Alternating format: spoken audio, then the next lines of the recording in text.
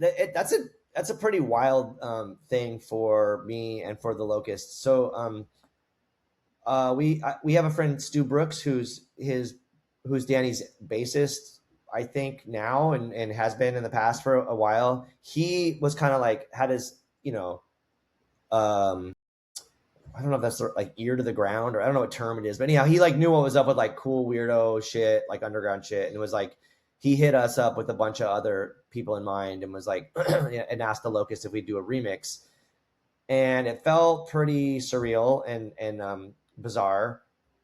Bobby from the Locust was a huge Oingo Boingo fan, and we all were, but he was like a massive one. But regardless, I think that Danny's work is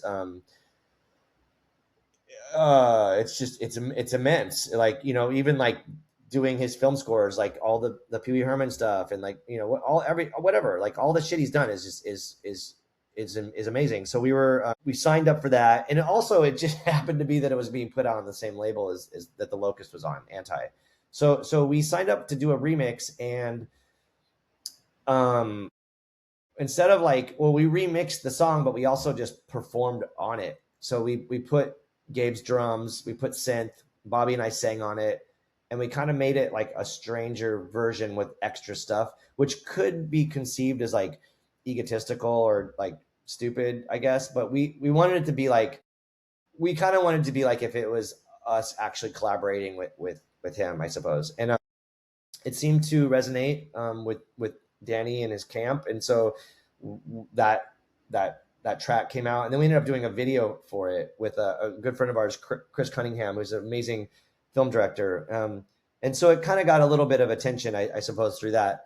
And that coincided with the release, coincided with being the last thing that Gabe Serbian recorded before he passed away. So that remix has like a lot of it has a lot of validity for the rest of us in the band, and for, I'm assuming, other people. But it was yeah, it was like a pretty big deal for us, and it made that song, that remix, like have a lot more meaning than just a remix. Absolutely. And I want to segue to the underground, because you did make mention of that a second ago. A lot of underground culture, in my estimation, gets absorbed, copied, turned into an aesthetic by the mainstream, if you will. And so when you see punk, noise, hardcore, DIY culture show up in fashion, internet, how do you feel about that? Well, it's a lot. That's a large question, because I think for one, if I have a problem with people being like gatekeepers of stuff, I think that's kind of weird. And like, for instance, when the Locust signed to Anti, which is a subsidiary of Epitaph, we got shit on by everybody, and everyone was so critical of us, and they were like, "Fuck you! You're gonna be a pop punk band. You're sellouts." And so on and so forth. And it was kind of crazy, because after Plague Soundscapes came out on Anti, which is Epitaph, Epitaph put out the Dillinger Escape Plan Mike Patton EP, and then they put out I don't know one of the Converge records, and it was like, oh, so now it's okay to be on Epitaph. Like, that's weird. And not that I thought that we didn't think Epitaph was gonna, like, we made sure they were like, we can do whatever the fuck we want before, and we at that point made our best record, and so it wasn't like we weren't like being, co-opted by mainstream or whatever. So the sort of weird like gatekeeping element is strange to me. But when I see things like filter into the mainstream, sort of like under the radar, it's kind of rad. I think that it's cool to see, my friends' bands are like whatever adjacent bands in TV and film or in commercials and stuff.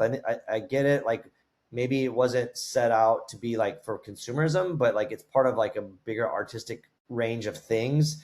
I think that that's cool. And I don't know, like I don't necessarily have a problem with it, in the sense that, like, back when TV Guide was like a printed TV guide, we were on tour, and a friend of ours was like a wardrobe director or whatever those are called for like TV and stuff. And they did the guy Sawyer from Lost, the TV show Lost, they put him on the cover of the TV Guide, and he was wearing a Locust shirt, and it was like pretty weird and funny.